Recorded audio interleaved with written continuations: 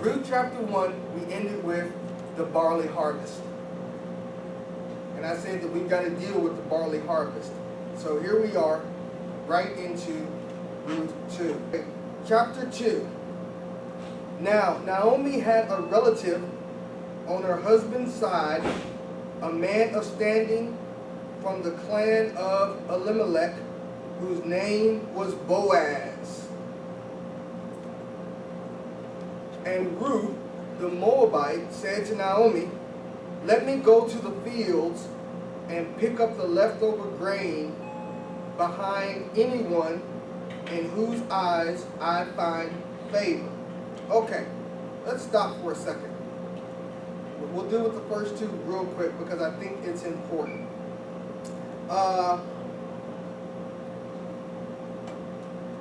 The introduction of the kinsman, I guess we should say, here in Ruth 1. Now Naomi had a relative on her husband's side, a man of standing from the clan of Elimelech, whose name was Boaz.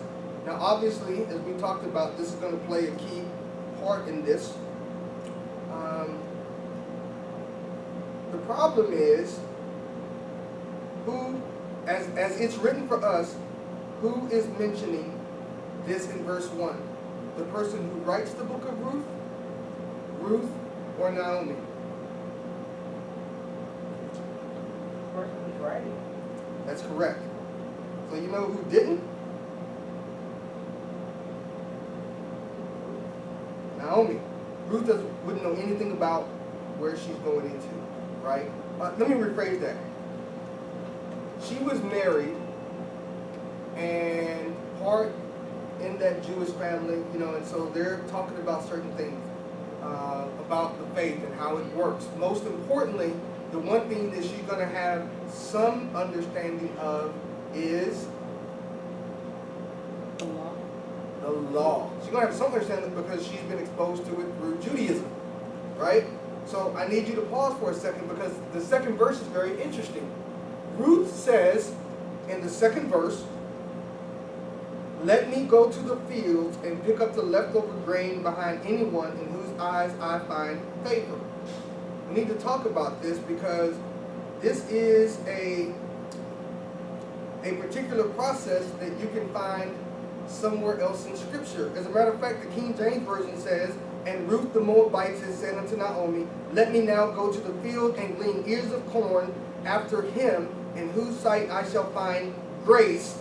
And she said unto her, Go, my daughter." So we need to talk about gleaning just for a moment. So let's go to Leviticus. Leviticus, the 19th chapter. Leviticus, the 19th chapter.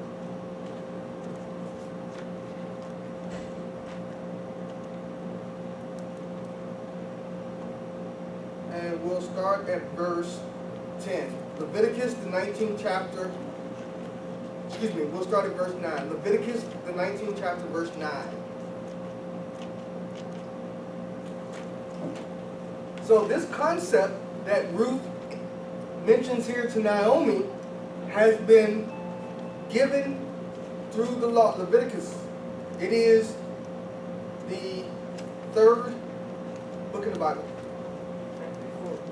Genesis, Exodus, Leviticus, Numbers, Deuteronomy.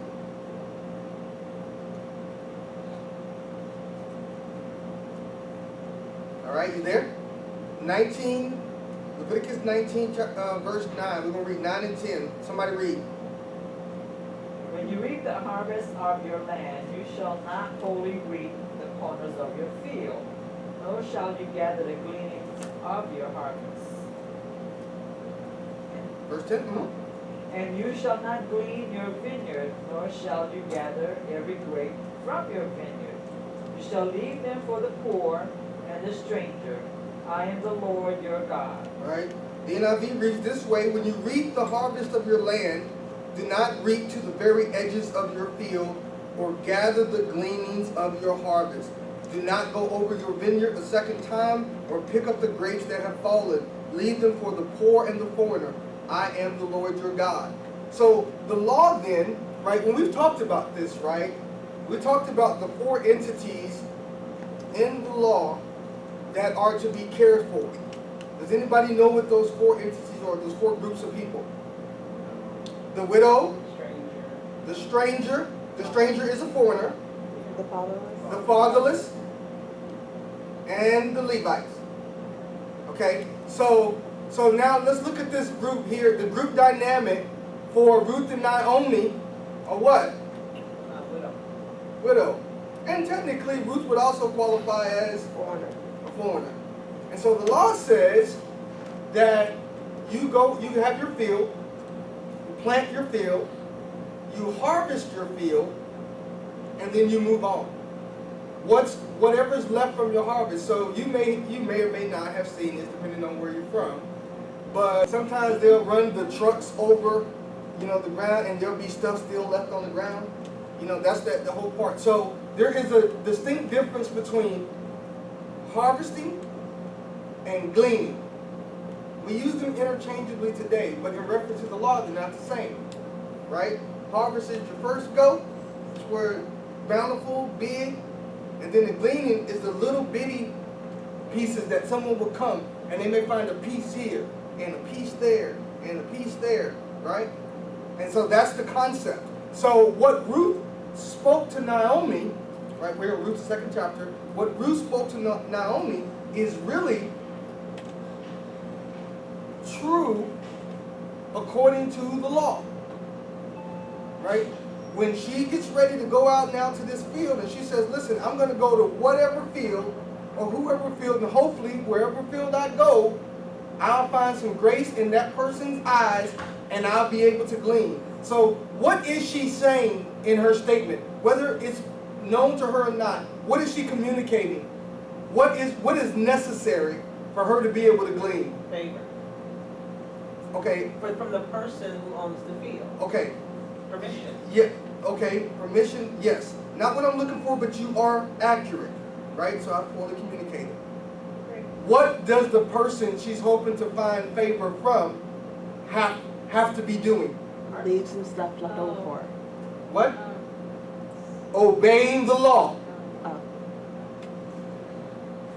Because if they're not obeying the law, guess what happens when she gets to the field? Nothing left. There's nothing there. Right? Because what did the law say? Leave the corners alone and you don't. Right. Have to You watch. harvest, you don't go back, Go back. and you go through again and pick up everything else. Right? That's what the law said. If someone's greedy or, whatever the case is, dude, they got people, they getting that, it's clean, ain't nothing but dirt. So, yes, she has to find favor, grace, and permission from the person to glean in the field, but more importantly, that person needs to be obeying the law as written. Right? There has to be something there. Right? So that's really important. Okay, so we're back in Ruth, 2nd chapter. All right, so let's just connect the dots. And Naomi had a kinsman of her husband's, a mighty man of wealth, of the family of Elimelech, and his name was Boaz. Now, you had said earlier, which is correct, that the writer is saying this, not Naomi. Now, remember Naomi's state of mind. As we follow this through, what sort of mind state is Naomi in? She's bitter. She's, right? Ruth sees Naomi's countenance, right? You can see this conversation in your mind's eye, in your spiritual imagination. You can see Ruth saying, look, we don't have anything. Our men are dead. We're back here. So let me go out to the field, right? They're supposed to leave something over. Who knows? I can maybe find grace and they'll let me in. At least we'll have something to eat. Verse 3. And she went and came and gleaned in the field after the reapers. And her hap was to light on a part of the field belonging unto Boaz, who is the kindred of Elimelech. Then Abi says it this way, so she went out into the field and began to glean behind the harvesters. As it turned out, she was working on a field belonging to Boaz, who is from the clan of Elimelech. Now, coincidence or divine providence? That is the question. Okay, right, so So what you have here is, right, this scenario, I always like you to have historical context. This is very commonplace, right? Widows, their children, they're out in the fields. So you have the harvesters who are paid workers, and they're in and they're getting it. And then you have a whole bunch of folks that are just literally coming in behind them. Whatever they leave, they get it. Because it's hard times. Because when we started out in Ruth 1, what was happening? Famine. Huh? Yeah. There's a famine. Right? So they get back 10 years later, and they get back during the time of barley harvest. Okay. So, is it coincidence? Because her comment in verse 2 was, I'm just going to go find it wherever I can find a field. Hopefully, wherever I go, I'll find grace with that person. And the scripture literally says, and it just so happens that the field she comes to happens to belong to Boaz, who is part of Elimelech's family. Verse 4, just then Boaz arrived from Bethlehem and greeted the harvesters, the Lord be with you. Come on, really? So let me get this straight. Ruth says to Naomi, I'm going to go out to the field, hoping I can find grace, favor, and get some gleaning. We're going to eat. Then she happens upon the field that Boaz owns, and it just so happens, as she happens upon the field that Boaz owns, Boaz shows up. Coincidence? I think not. Right? So, this is going to get real interesting real quick. Because of the favor of God. And I told you on last week where I thought the turning point was. Right? Where was the turning point for Ruth? What was the turning point for Ruth? Think Ruth and Orpah and Naomi getting ready to say their goodbyes. Come on.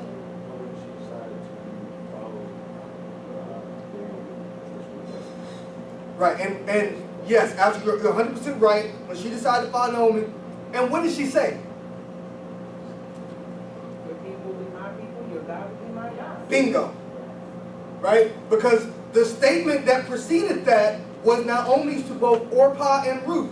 Go back to your own country, go back to your gods. And Ruth is like, no. She turned her back on her own gods and said, your God will be my God. That's a life-changing statement. Yes? And so here she is, back in Bethlehem. She's getting ready to work the law. The law is written for her to glean. But in order for this to happen, there needs to be some direction from God. Right? God has to line things up. And he's about to do that. He's already doing that. Okay, so verse 4, just then Boaz arrived from Bethlehem and greeted the harvesters, the Lord be with you. The Lord bless you, they answered. Verse 5, Boaz asked the overseer of his harvesters, who does that young woman belong to? Hold up. Wait a minute. What? What? Okay, real quick. We talked about, we went over some names, we went over some things. Boaz. And we talked about this going in. Right? You look at the Old Testament, you read the Old Testament, you study the Old Testament. For me, and I'll state this again, if you're going to be studying and reading the Old Testament, you need to be looking for the fulfillment in the New Testament. Yes? This is so cool because I already know what I'm going to say.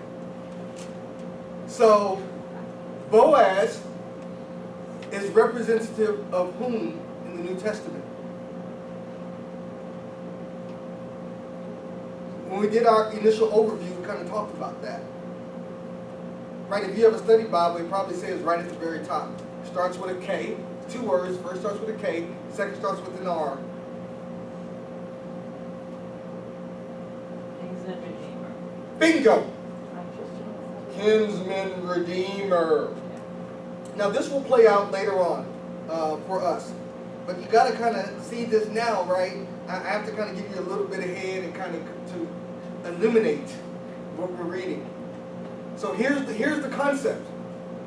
Ruth was a Gentile and then married into a Jewish family.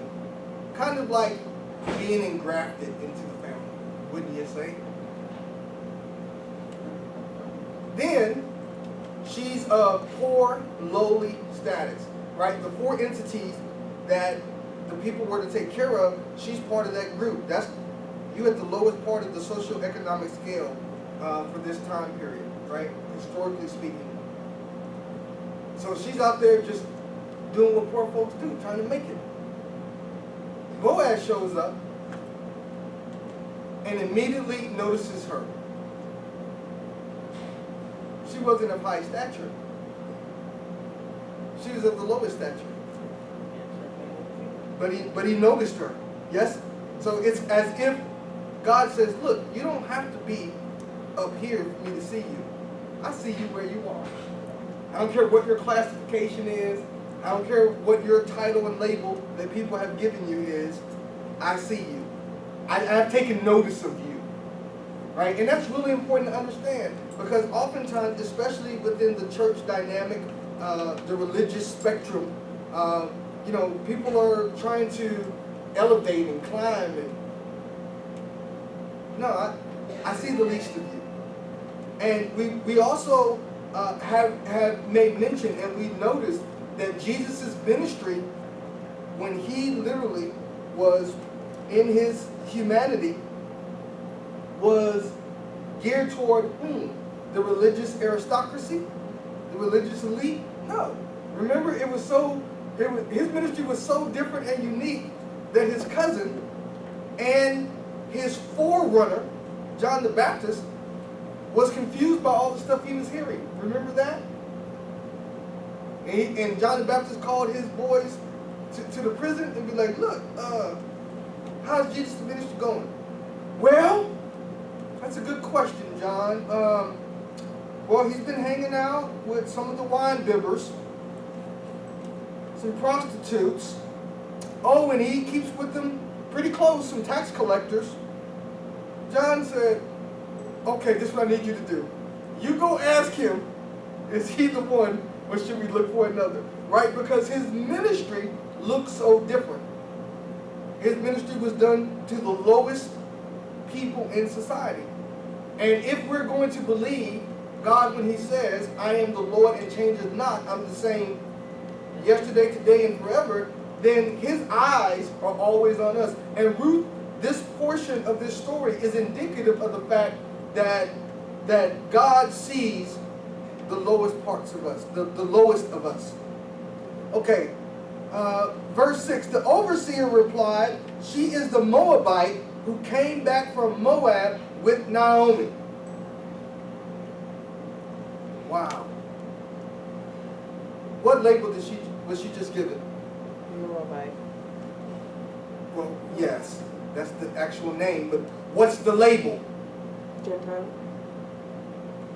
She's not one of us. She's not one of us. Stranger. Yeah, she's not one of us. She's a Moabite. Okay. And I'm not going to rehash that old Moabite thing, but y'all know it just makes you frown your face up when you think about it, right? Okay. Verse 7, she said, who is she? No. Oh, my bad, Ruth. Ruth. She said, please let me glean and gather among the sheaves behind the harvesters. She came into the field and has remained here from morning till now, except for a short rest in the shelter. Tells her story. He's like, look, this chick, she's not even one of us.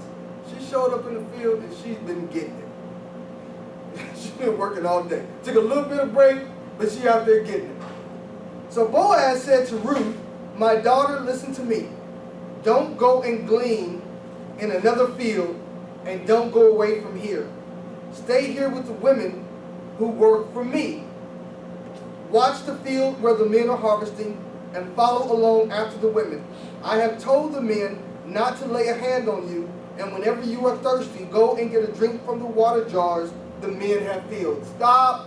Woo! There's a lot here. There's a lot here. All right? So we're going to keep in mind the concept. I know you guys want to read ahead, and I appreciate that, but I need your focus, right? Right? Because we have to dissect this. You can read the entire book of Ruth in about 15, 20 minutes total. Right? So let's now teach on it. Let's study it, right? And let's understand all the interpersonal dynamics that happen. Ruth says in the second verse, what? I'm going to go, glean the field, and hopefully I'll find favor, right? Grace and favor are synonymous, okay? So we're good there. What just happened with Ruth? She found grace and favor. She absolutely found it because she's identified and labeled as the Moabite, right? And Boaz, for whatever reason, notices her, and then it's one thing to go, hey, who's that? Oh, that's the Moabite. Oh, okay, and just keep on moving. But that's not what he did. Then he goes and he sets up to make sure that she's well taken care of. She's protected. Now, I will say to you that in this case with Ruth, that she was directed toward grace.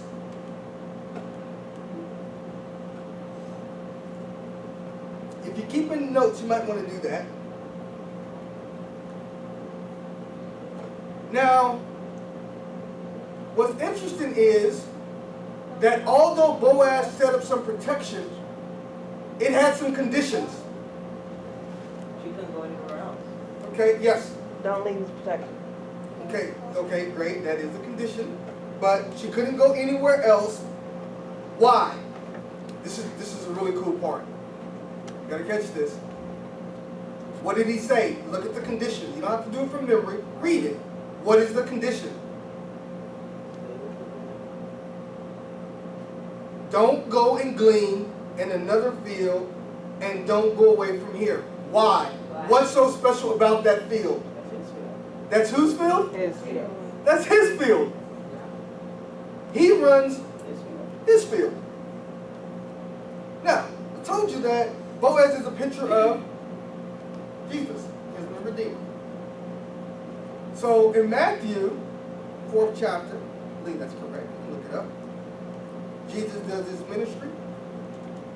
40 days, 40 nights, fasting. Then he's come and he's tempted by Satan. And one of the temptations, the last one was, hey, bow down for me. I'll give you all this. And we've talked about that, right? We've talked about that in the past. And first of all, you can't give nothing away That's not yours. that doesn't belong to you, because the world was his. Yes?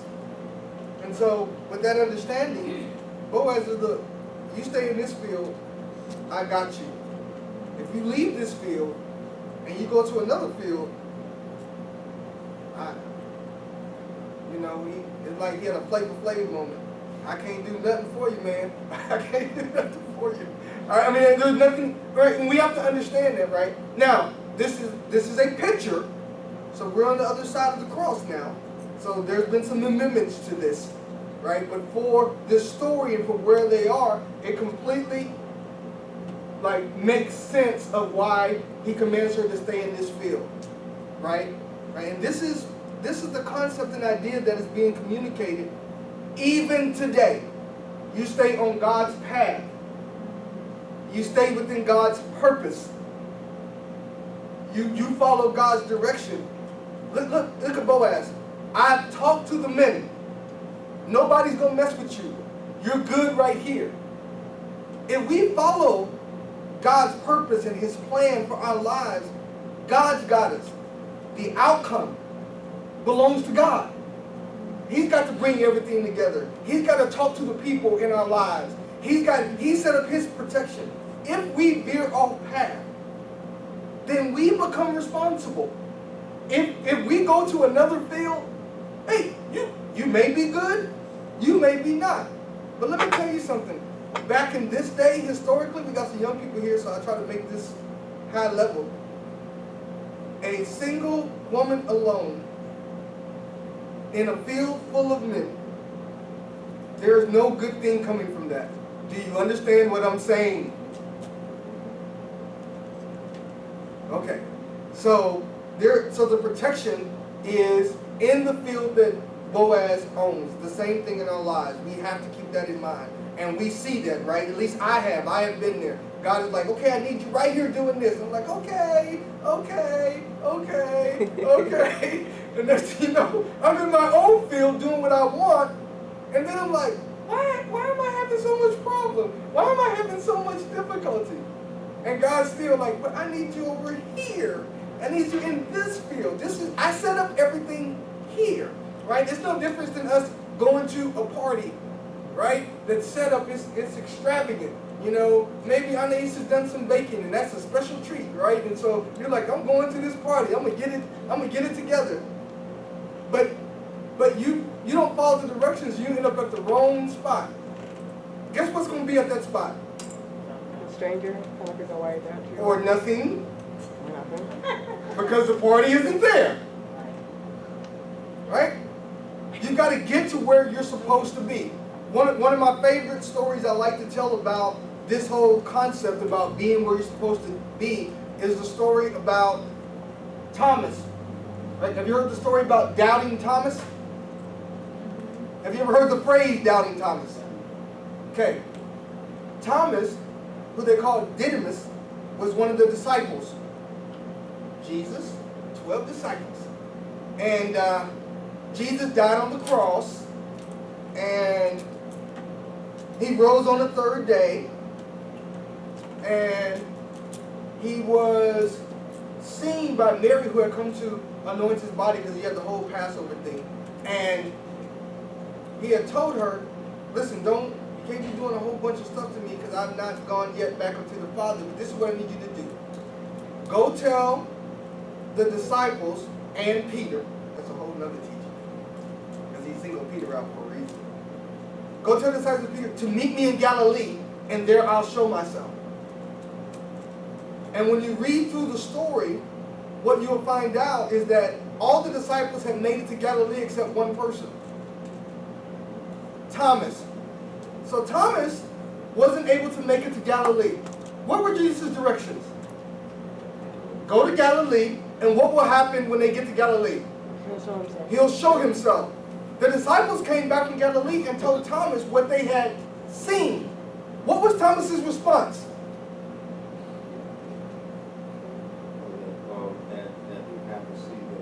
See it for himself and put his finger through the holes in his hands and take his hand and put it in the hole in his side.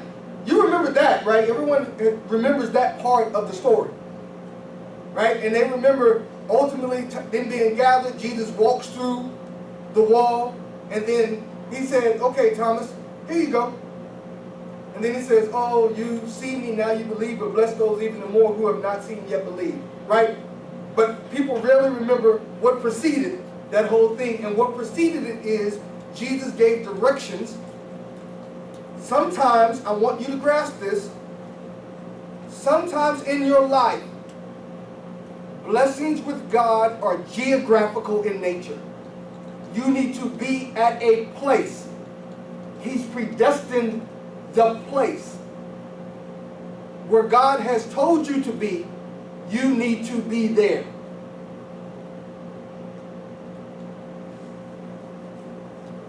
Okay. That was a little bit of preaching thrown in right there. Okay. Verse 10. Oh, excuse me. There's more to this.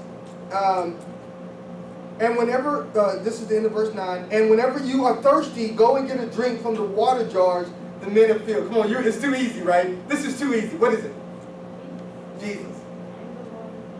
Right? In John, the 4th chapter, when he's dealing with the woman at the well. And she's like, oh, you want some water? He's like, if you knew who you were talking to, you'd be asking me for water. Right? Okay. I'm not going to beat that up. Huh? Thirst no more. Verse 10, at this, she bowed down with her face to the ground. She asked him, here's the question. Why have I found such favor in your eyes that you notice me, a foreigner? Right? Because we talked about what awaited Ruth wasn't necessarily a good thing. Because Elimelech and Naomi and her boys had went to Moab, and then the boys married Moabite women, which was expressly forbidden. It was against the law. So it ain't like she rode up in there with widow status. You weren't supposed to be married anyway.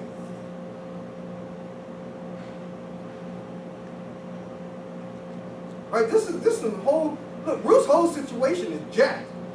Which is all the more interesting that Boaz is all up with the grace. Just grace and favor. Like Ruth doesn't comply with any parts. She messed up everything. It's all jacked up. Nevertheless, Boaz has grace. And I asked you earlier, who do we more connect with? Naomi or Ruth? Ruth. And why do we connect with Ruth? She's a Gentile. Gentile. Our stuff is all jacked up. All messed up. Like me, I was raised, I told you all, I'm a drug baby. My mama drugged me to church every Sunday. Bible study every Wednesday. Choir rehearsal every Thursday. Every youth practice and meeting. I was drugged everywhere to church.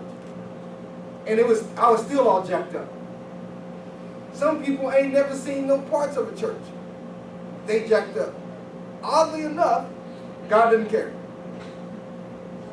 He reaches for us all. And how utterly amazing is that?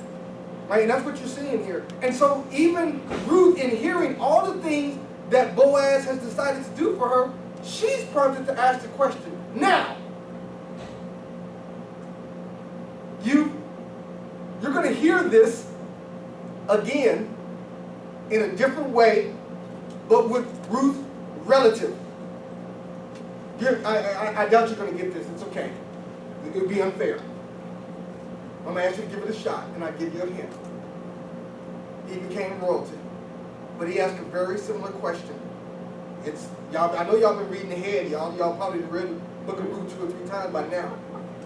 Royalty in the lineage, in the family, in Ruth's line, and he asked a very similar question. David, come on, say it up. Come on, Alpha, what's up? All right. He asked the same question. Who is man?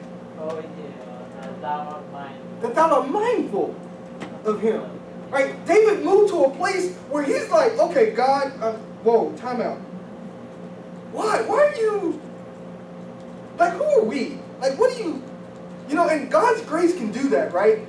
God's favor and grace in our lives can overwhelm us and be like, whoa, okay, God, I don't really deserve any of this.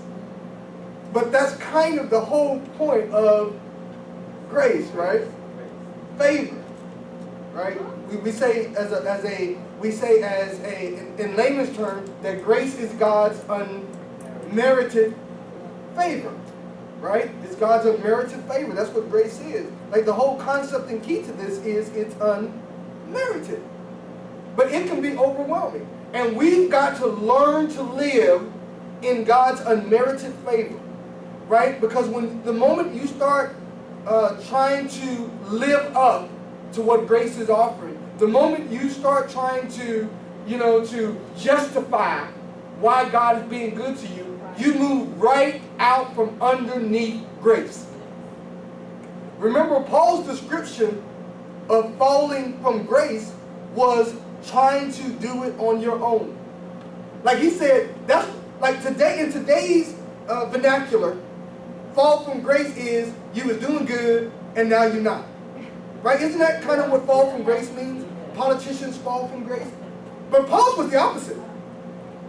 Paul says the minute you start trying to live up and justify what you've been given through grace, that's the moment you fall from grace. And so Ruth is in a great place, and she's trying to wrap her mind around this favor that she's getting. Even though in verse 2, what was her intent? What did she start out with?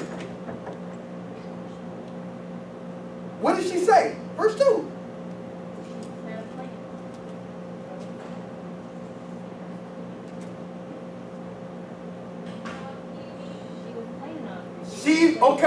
Okay. So here's. It actually happened. It's like, really? It worked. So think about this. She literally, maybe I find favor, and she found it, but it was way more than what she bargained for. How many have been there with God? Right? Is that you're asking for a blessing, and you know how I feel about asking for blessings, but we'll deal with that later. But and then God reaches to you, and it's whoa, right? It's that He can do all things. He can do all things above and beyond. Right? It's that dynamic. Right? Because in our mind, we're like, God, I want you to do this. Now, keep in mind what I just gave you as a reference. It doesn't say, it doesn't speak to, what it speaks to is God's capability. He can do. Not that he only knows. Right? And sometimes we have to understand what we're reading. Right? So, but that's the whole concept for her. Because what did she want to do? She wanted to glean. And she was willing to take the risk or the chances, right? Hoping that she get a little favor, just can get in, get what she need, and get out. But when she encountered Boaz, who's the picture of Jesus, she got way more than what she bargained for. And that's the great part of this story. And that's the part that we have to cling to today in our own lives with God. Come on, let's move through. Oh, this is going to be good. Number 11. Oh, excuse me, look up real quick. What's the question that she asked? Don't look down, look up, look at me. Why do I have such favor? Why do you find favor? And then she uses her own label. A foreigner.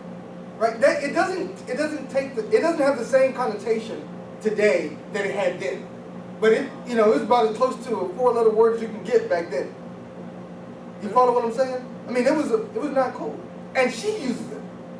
And that's a whole other teaching, but she's bought in hook, line, and sinker with the label she's been given, and she'll operate that label. So she's asking, why are you so good to me? Label inserted here. And we still do that, right? God, if you know what I've done, you wouldn't be this good to me. Well, first of all, I'm God, and yes, I do. Right? So there's nothing that we've done that God doesn't know. He sees all. All right, let's pick it up now. Verse 11. Boaz replied, I've been told all about what you have done for your mother-in-law since the death of your husband, how you left your father and mother and your homeland and came to live with a people you did not know before. May the Lord repay you for what you have done. May you be richly rewarded by the Lord, the God of Israel, under whose wings you have come to take refuge. Wow. Wow. Wow, wow, wow. So now her life is exposed. You got to see these parallels, man. They're everywhere in the book of Ruth. So Boaz is like, because she threw the label out, Boaz is like, yeah, I know who you are. I know where you're from, what you've been through. I know it all. And may you be blessed. What? But she's not deserving of it. I know. I know she isn't. And the cool part about it, for me, as I'm reading and studying, is her decision. Right? Remember, there were two of them. We know the story of Ruth. Whose story don't we know? Come on, guys. There were two women. Orpah. Why? What was the distinction between Orpah and Ruth? Ruth turned from her gods and Orpah kept with her. Ruth made the declaration, Naomi, your God gonna be my God. Orpah turned back and went back to her gods. Right? You get it? Catch it? And now look at how Ruth's life has changed.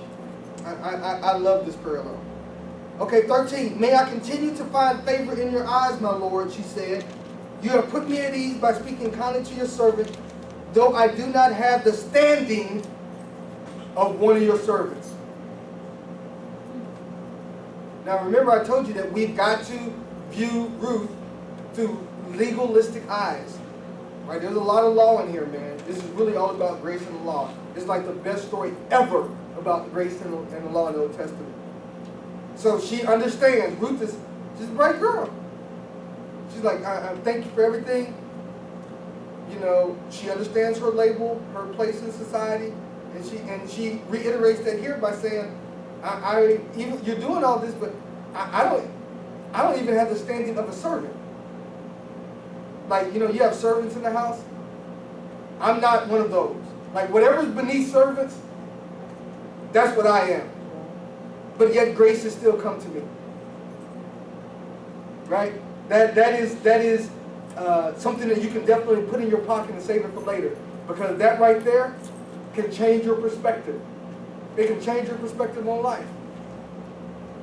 14. At mealtime, Boaz said to her, come over here, have some bread and dip it in the wine vinegar. Now come on, this is just too much. This is too much. One thing to give her protection. Right? It's another thing to give her water to drink. Now all of a sudden, she has found bread. All right, for those that were here last week, where did she find bread? In his house. In the house of bread. Bethlehem means house of bread. Right? She found bread in the house of bread. This is so very cool. Okay, so he's now above and beyond, right? She's looking just to glean a little bit. It went from gleaning, favor and grace. She's got protection, she's got water, she's got food. It gets better. When she sat down with the harvesters, he offered her some roasted grain. She ate all she wanted and had some left over. As she got up to glean, Boaz gave orders to his men. Let her gather among the sheaves and don't reprimand her. Even pull out some stalks for her from the bundles and leave them for her to pick up and don't rebuke her. Come on! Really? So where's this gleaning now? I mean, it's at a whole different level. Now she gets to walk in the company of the harvesters, and he's telling them, it's not that you went to harvest and left something behind. No, I want you to intentionally take from what you harvested and put that down for her to pick up.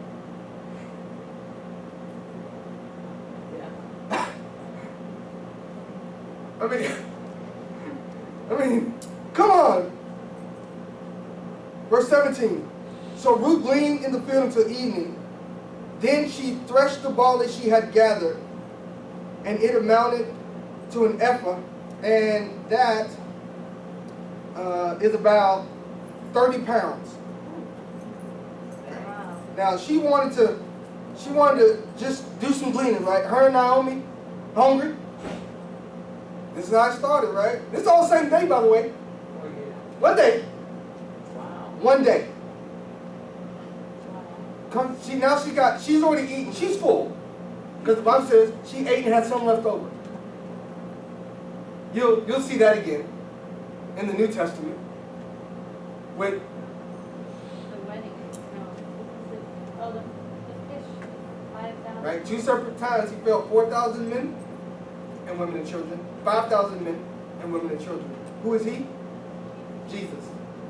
Everybody ate and had some left over. Like, you're going to see this theme with God. He'll get you what you need, and he'll make sure there's some left over. That's what we call, he's the God of abundance, right? Jesus said, I come that you may have life and more abundantly, right? Because we're always asking God here, and God is always giving us here. Right? That's the sort of God that he is. And we just have to get comfortable enough to ask. Right? You got to get out your mind that I've got to deserve this before I ask. And the whole concept of coming to his throne boldly is not based on your performance. It's based on Jesus Christ.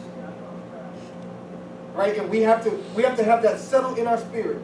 I'm going to Father not because I've been so great that he can't turn down my appointment with him. I'm going to Father because I'm the righteousness of God in Christ Jesus. And I need it. Okay. Verse 17, so she gleaned the field to evening, and she threshed the barley she had gathered, and it amounted to about 30 pounds. She carried it back to town, because you know the fields are outside of the city. That makes sense. You can't have, that makes sense. Ruth also brought out and gave her what she had left over after she had eaten enough. So not only does Ruth bring back the rations for the 30 pounds so they can eat, for a long time, but the meal she had with Boaz, she brought back. This is going to blow your mind. She brought back to Naomi, and Naomi had enough to eat. So I want you to keep this in mind. We're dealing with two kinds of people here, Jews and Gentiles. Yes? The story's so cool. Naomi goes into Moab, Gentile territory. Ruth connects with her. Naomi's going to go back home. So Ruth follows Naomi. The Gentile follows the Jew to Bethlehem, the house of bread, where they meet Jesus. Now Naomi shuts down essentially. She's pretty distraught. Ruth, however, now goes out, meets Jesus, comes back to the Jew, Naomi, and gives the Jew what she needs. Sound familiar? Jesus came for whom? And he said it himself. I came for the Jews. It is not good that I give the children's bread to dogs. Not my words, his words. Syrophoenician woman, she got at him though. What'd she say? Even the dogs eat the crumbs from the master's table. Jesus is like, your daughter's healed. I don't know if he did a shout or not, but he did say, no greater faith. Right? So you have that dynamic. So he comes to the Jews. The Jews reject him. By and large, right? He's rejected. The Gentiles now are getting saved, and now they're going back to the Jews proclaiming Jesus Christ. I mean, you can see these parallels. You can see this story unfolding of how unique it is that Ruth now is the one that is ministering to Naomi.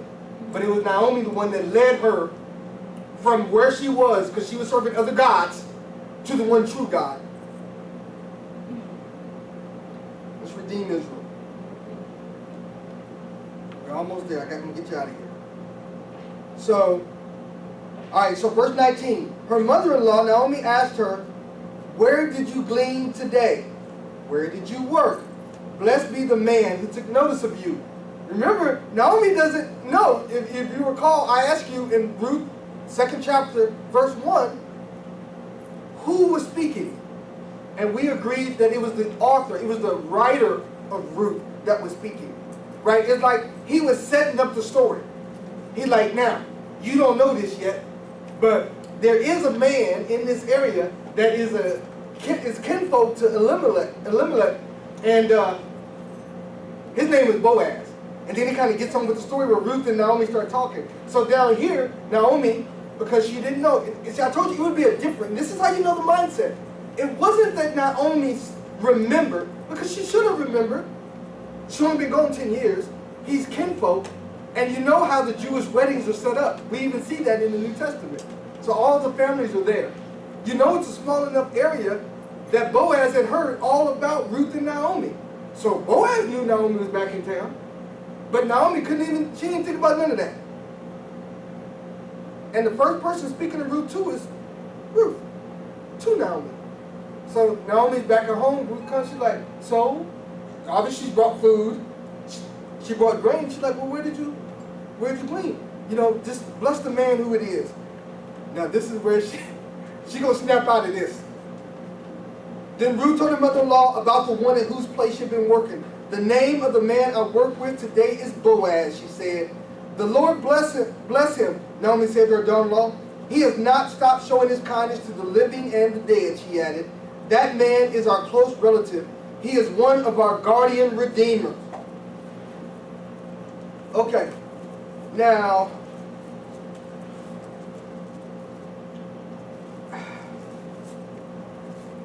based on time, I've got to stop here. Because I cannot, in good consciousness, move forward to conclude the second chapter of Ruth without going over what the law has to say about the guardian or kinsman redeemer. Right? What makes this story significant is what's in the law. Now, we all agreed, and so do the majority of theologians, that Boaz is a type or foreshadowing of Jesus Christ. What did Jesus Christ do? Now, this is a Freedom Center Community Church special. What did Jesus Christ do on the cross in reference to the law? He fulfilled it. So what do you think Boaz must do? He's got to fulfill the law. So for that to be the case, we need to be able to take a look. So on next week, I'll come back. We'll teach on the guardian redeemer, or the kinsman redeemer, and then we'll finish up Ruth 2, and we'll be in Ruth 3. I am